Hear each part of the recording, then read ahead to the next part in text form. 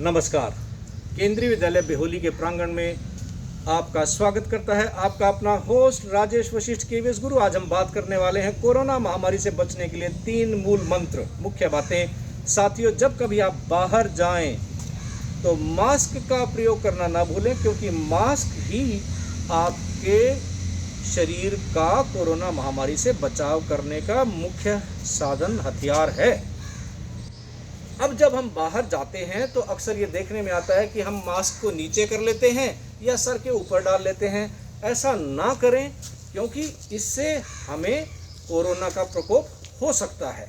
तो मास्क ज़रूर लगा कर रखें। केंद्रीय विद्यालय बेहोली के गाइडेंस एंड काउंसलिंग सेल समन्वय में आज यही महत्वपूर्ण बात है। और दूसरी महत्वपूर्ण बात करने के लिए मैं अपने साथी श्री हरिओम जी को आमंत्रित करता हूँ। वो आपको बताएंगे कि और हमें अन्य किन बातों का ध्यान रखना चाहिए। हरिओम सर। धन्यवाद सर।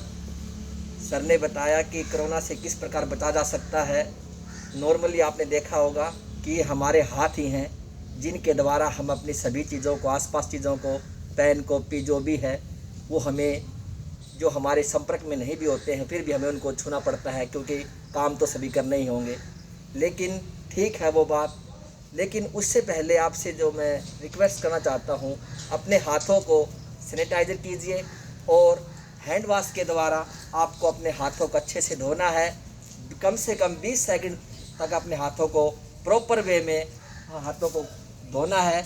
जब आप अपने हाथों को मसल रहे होते हो उस वक्त आप अपना टैप बंद करना है। इससे क्या होगा, आपका जल संरक्षण भी होगा और आप बीमारी से बच पाओगे। तो इस प्रकार से आप अपने हाथों से इस बीमारी को आप रोक सकते हो। तीसरी जो बात है उसके लिए मैं फिर से राजेश जी को इन्वाइट करना चाहता हूँ। राजेश जी। बहुत धन्यवाद सर। तो हरिओम जी ने जैसा बताया कि हमें सैनिटाइज़र का प्रयोग करना है, हमें हैंड वॉश करना है। इसके साथ ही कुछ और महत्वपूर्ण बातें हैं।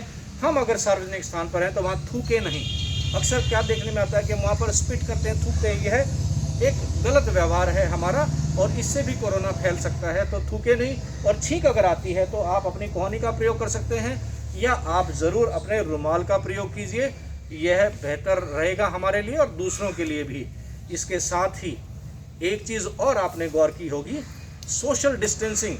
दूसरे किसी व्यक्ति से एक उचित दूरी कम से कम 2 फुट की रखना बेहद ज़रूरी है, ताकि ये जो कोरोना का वायरस है एक शरीर से दूसरे शरीर में ना फैल सके।